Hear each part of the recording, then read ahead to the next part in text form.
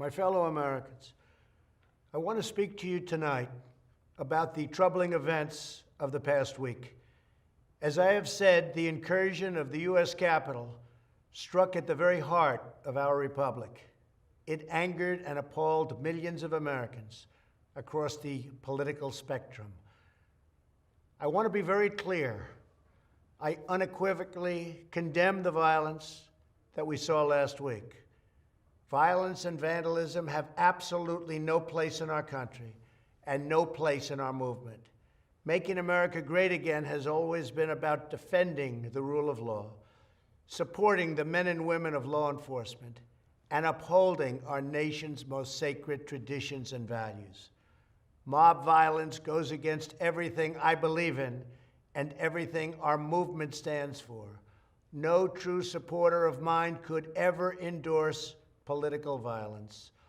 No true supporter of mine could ever disrespect law enforcement or our great American flag. No true supporter of mine could ever threaten or harass their fellow Americans. If you do any of these things, you are not supporting our movement, you are attacking it, and you are attacking our country. We cannot tolerate it.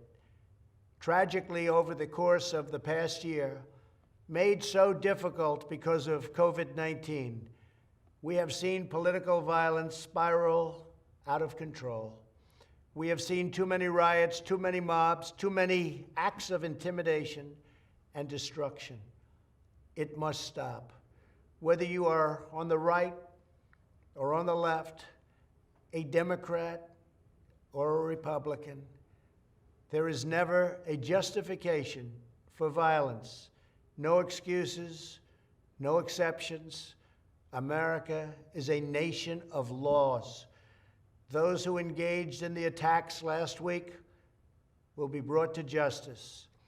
Now I am asking everyone who has ever believed in our agenda to be thinking of ways to ease tensions, calm tempers, and help to promote peace in our country. There has been reporting that additional demonstrations are being planned in the coming days, both here in Washington and across the country. I have been briefed by the U.S. Secret Service on the potential threats. Every American deserves to have their voice heard in a respectful and peaceful way. That is your First Amendment right.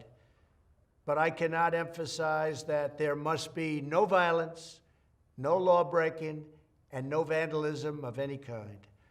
Everyone must follow our laws and obey the instructions of law enforcement.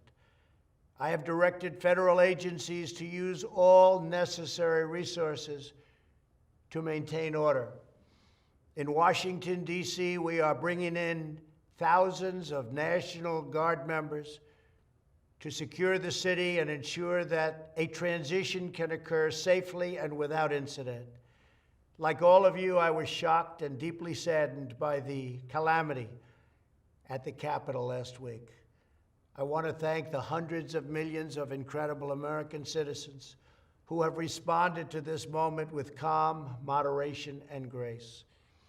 We will get through this challenge just like we always do. I also want to say a few words about the unprecedented assault on free speech we have seen in recent days. These are tense and difficult times. The efforts to censor, cancel, and blacklist our fellow citizens are wrong, and they are dangerous. What is needed now is for us to listen to one another, not to silence one another. All of us can choose by our actions to rise above the rancor and find common ground and shared purpose. We must focus on advancing the interests of the whole nation, delivering the miracle vaccines, defeating the pandemic, rebuilding the economy, protecting our national security, and upholding the rule of law. Today, I am calling on all Americans to overcome the passions of the moment and join together as one American people. let us choose to move forward united for the good of our families, our communities, and our country. Thank you, God bless you, and God bless America.